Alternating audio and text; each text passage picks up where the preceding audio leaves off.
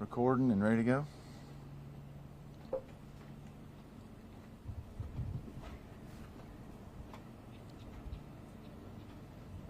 Well, good morning, everybody.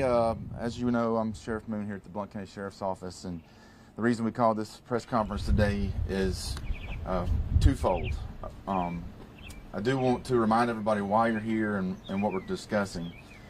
There was a shooting that took place on 151 Harris Road in Alabama where we lost a man by the name of James Paul Eastis. He worked for a bond recovery company, and he was an agent that was shot multiple times and wound up succumbing to his wounds. We have a suspect by the name of Francisco Senacio Alvarez. He was, Mr.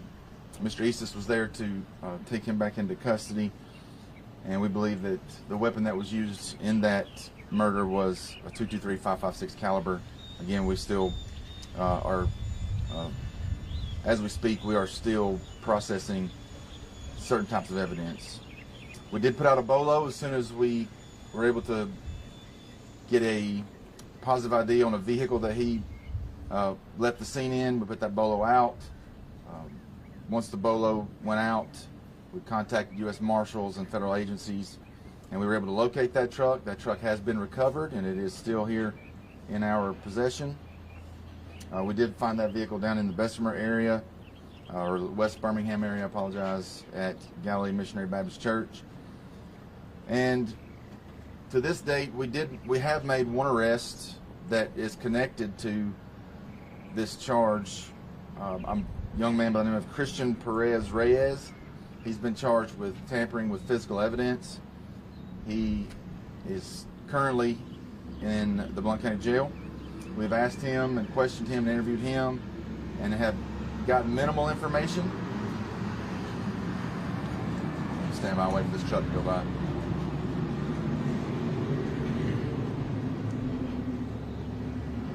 I apologize, we have to do these outside because this is the best place for you to be able to get coverage, but it also is very loud at times, so I apologize. But he is currently in our jail right now, charged with tampering with physical evidence. At this time, I would like to invite Chris McNeil, who is the president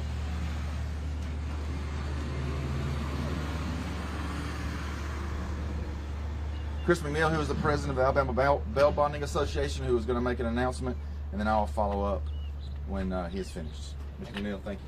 Thanks, Sheriff. Good morning. My name is Chris McNeil. I'm the president of the Alabama Bail Bond Association. I'm joined here with Vic Howard, the vice president of the association, and Jennifer Rubio, one of our board members, and we have several bail bondsmen recovery agents here in the audience. I have a quick short statement. Bail in Alabama is a very unique profession that brings accountability to the court system every day by providing a professional service where individuals charged with crimes are guaranteed to show up for court-required appearances with the assistance of the bail bondsmen and the future recovery agents here in Alabama to bring justice for victims of crime. Today, the Alabama Bail Bond Association would like to assist the Blount County Sheriff, Mark Moon, to bring accountability and justice for the murder of James Paul Eastis, a longtime future recovery agent and the first recovery agent in the state of Alabama to ever be murdered in the line of performing his duties. Today, the Alabama Bail Bond Association would like to offer a $5,000 reward for information leading to the arrest of the defendant accused in the murder of Mr. Eastis. Thank you. Thank you, Mr. McNeil, for that. Thank you for your help and your assistance and all the people that are in your association for what they have done and what they continue to do for us. With that being said, I'm going to match that reward. So for what the Alabama Bail Bonding Association is offering at $5,000, I'm matching it at $5,000, so it'll be a total of $10,000 reward, and that goes to anyone who provides us information that leads us to the arrest of our suspect. We are asking the public to help us. We're thankful for our federal partners, the U.S. Marshals, as well as agencies that have assisted us throughout this process. Again, I want to extend my sincerest condolences and love and prayers to the family, to the Eastis family. I know that they are hurting and asking a lot of questions, and they have a lot of things that they just They want justice, and so do we.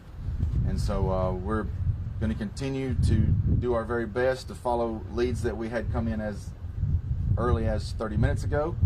We're going to chase those down, and we're going to follow them, and we are going to work this thing until we bring our suspect to justice. And I just want the family to know we will not stop working for them. I also want to just say again thank you to the Alabama Bail Bonding Association for your assistance, for your desire to help us with this, and remind you that it will be a total $10,000 to someone who gives us information, if that information leads to an arrest for a suspect. I want to remind everyone also that you can call Crime Stoppers if you want to be anonymous. If you call Crime Stoppers and want to remain anonymous, they will get us everything we need. If that information leads to identifying and arresting our suspect, we will make sure that that $10,000 gets to that anonymous source as well through Crime Stoppers. And you can remain 100% anonymous. We are asking for everyone, anyone that has information, please, if you don't want your name out there, call Crime Stoppers.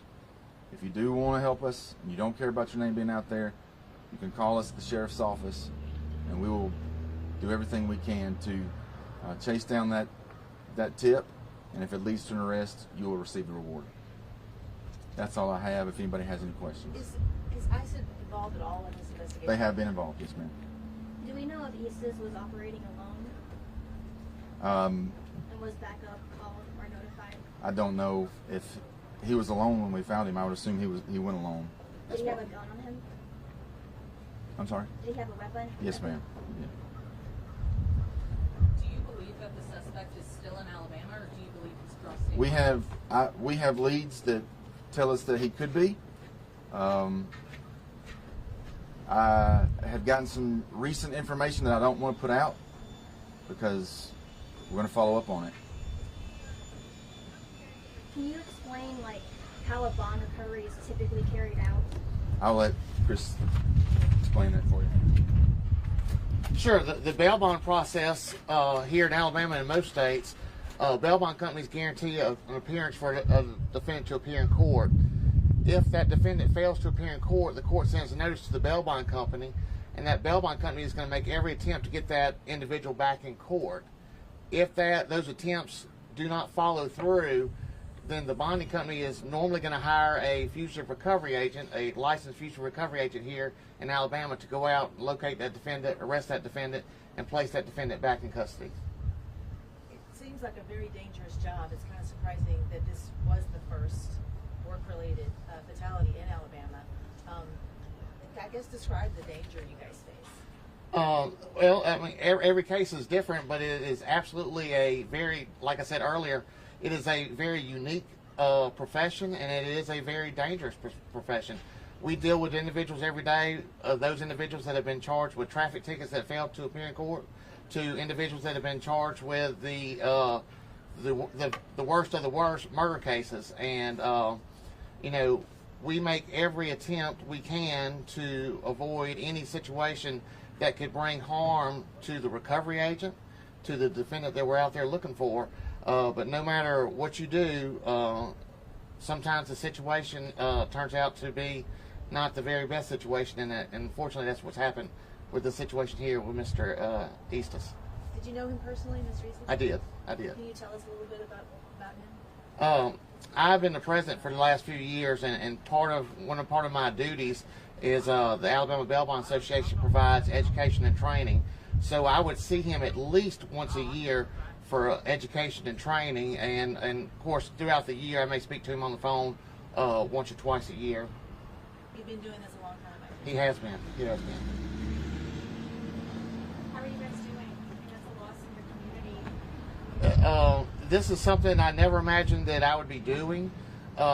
This is a call that no one wants to get. I mean, I see this on the news way too often when there's a police officer that's killed in the line of duty, and it is come to our doorsteps, and it is the worst possible situation that I wouldn't wish on anybody to be involved in. I've spoken to his wife numerous occasions. They've been married, and the world has changed for her.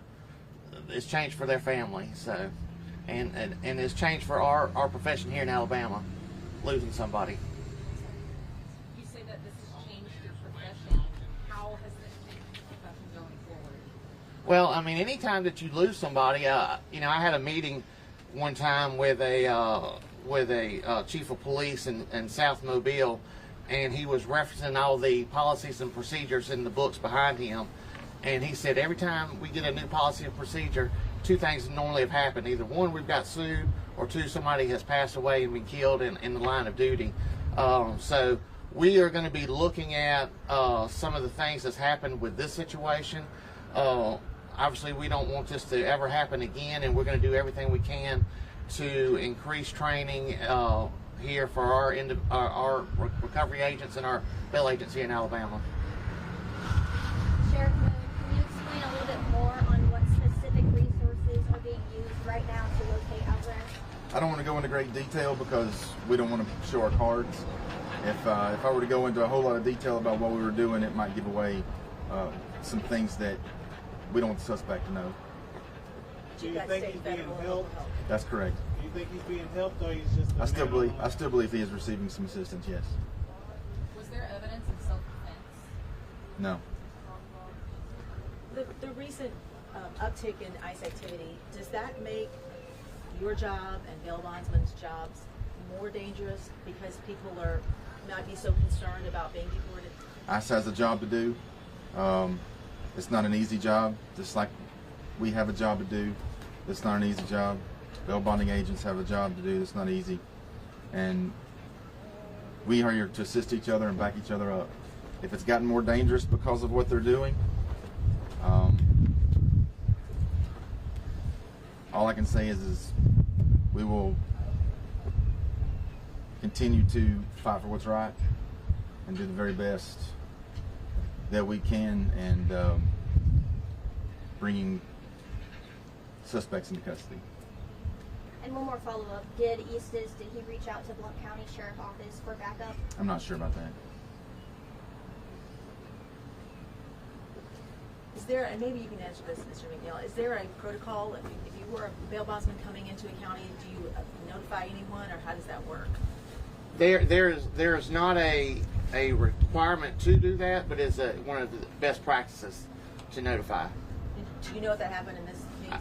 I do not know that answer at this point in time. Are there any lessons or warnings you want other bond agents to know from Issa's death? Absolutely. And we're going to be discussing this, and as the sheriff continues his investigation, and once we learn all the facts, and obviously, we're going to be putting that information out there to our agents, and anything that we can do to help them to make their job safer is exactly what we're going to do. Can you spell your name for us real quick? Chris McNeil, McNeil. And your title again? I'm the president of the Alabama Bail Bond Association. So I just want to say thank you again for coming today, helping us get the word out. We are continually working every day trying to find any tips, leads, and answers.